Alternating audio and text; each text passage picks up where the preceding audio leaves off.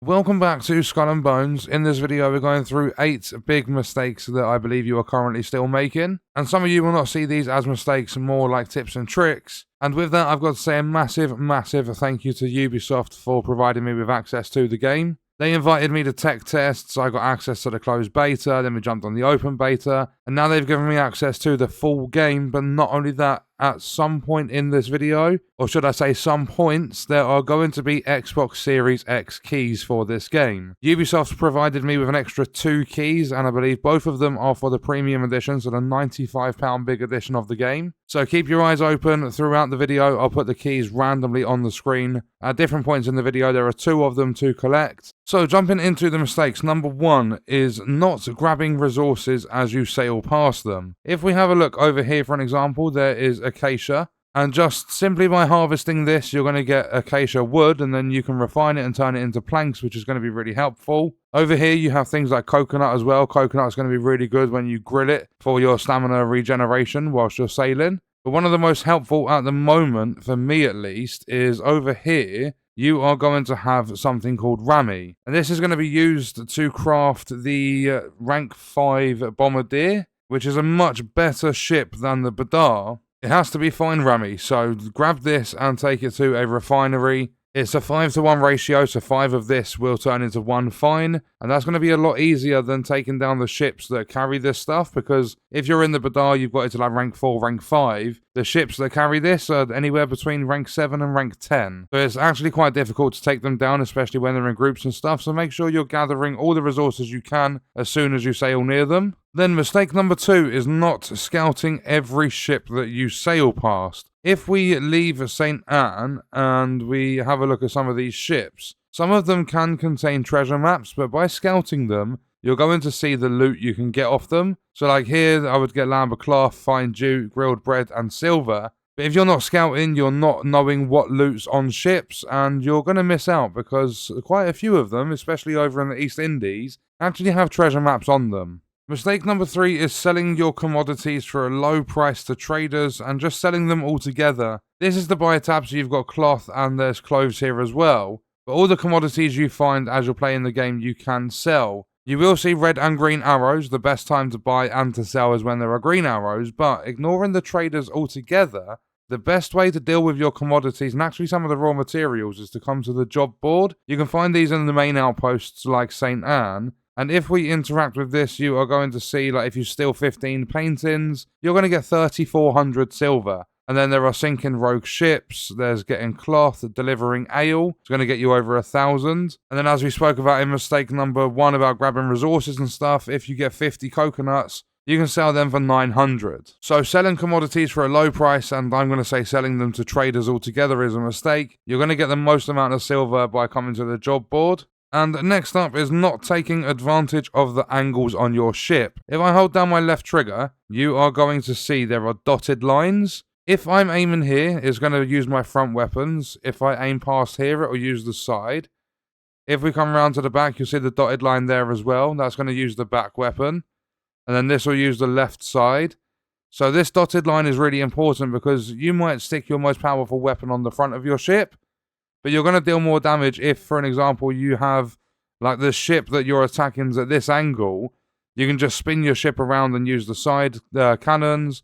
Then you can go back to the front and maybe even switch around to the right-hand side. So make sure you're taking advantage of all the angles of your ship. Next up is not paying attention to the shipwrecks that can be found on a lot of island shores. If we force this one open, I will show you what you get inside. So you'll see that I got rusty nails, torn sails, broken planks, cannonball crates, silver and repair kits. Sometimes you'll get metal salvage, and 2 of those can be used to craft 100 cannonballs. So that's going to be really helpful. But not only that, if we go over to the East Indies, there are areas around here that have multiple ships.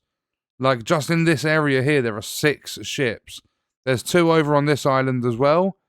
But you need to be careful when you get to the ones like the DMC shipwrecks, like the large ones, as they are going to require crowbar level 3. So make sure that you're upgrading your tools whenever you can as well. But ignoring those shipwrecks is a big mistake because they contain a lot of resources, including silver. And next up is not using your food, but also not grilling it first. If we go into my cargo and we have a look, you'll see that I've got things like grilled shark, I've got hippo, crocodile, there's mutton, screw pine, I've got lots and lots of grilled fish. You'll see that this is going to restore your stamina. So when you start trimming and you're going really fast, so if I press A 3 times on my controller, I'm going 14 knots, which is the fastest I can go, and you'll see my green stamina bar going down. If I have grilled food, I can eat it, like consume the food, and is going to bring that green bar back up. So you can trim for longer, keeping high speeds for as long as you possibly can.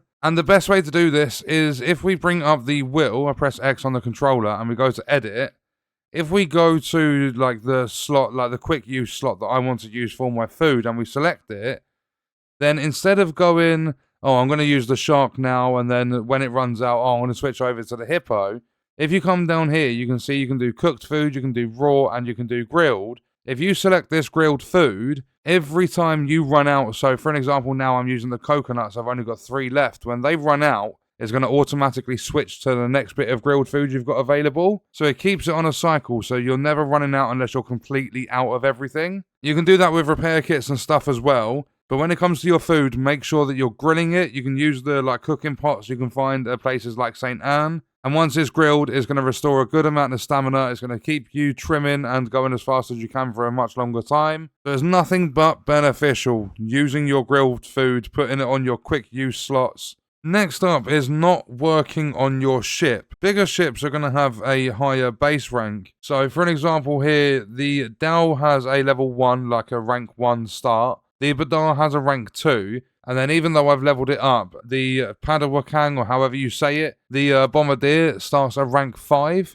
If we go into manage ship, you'll see there's furniture, armor, and weapons. These all contribute to your ship rank as well. You can see my ship rank at the bottom right. I'm very, very close to rank 7. But it's a big, big mistake, especially when you're going for this Bombardier, to not rank your ship up. Because in the area where you'll find resources that are used to craft this Bombardier, you're going to be facing ships that are ranked like 7 to 9. So they're very, very high ranked. So it's just going to make your time easier for making progress in the game, getting to the end game and stuff if you're focusing on your ship. And then last but definitely not least is not claiming your infamy rank rewards. Over here in St. Anne, you are going to have a mailbox, and every time you increase your infamy rank, there's going to be mail in here, and it's going to give you a bunch of goodies. One of the lower infamy ranks is going to give you the blueprint to a higher level spyglass, known as Spyglass 2. And that spyglass, amongst other tools that you are given a higher blueprint for, that spyglass, when you're looking at ships, you're going to get a 1.5 times zoom. So you're going to be able to scout ships much further out. So every single time you see that infamy rank increase, sort of like notification, make sure you're coming back to St. Anne and you're collecting your rewards. At the bottom right, you'll see I've got prompts for B, RB, and left stick. When you have new mail, you'll get like an envelope pop up and it will have like a yellow circle to like signal there's something new. So make sure you're paying attention to that, because it's a big mistake if you're not, as some of the goodies for increasing your infamy rank are going to be incredibly helpful. So that is going to do it for this video. That was 8 big Skull and Bones mistakes I believe you're probably still making. And again, a massive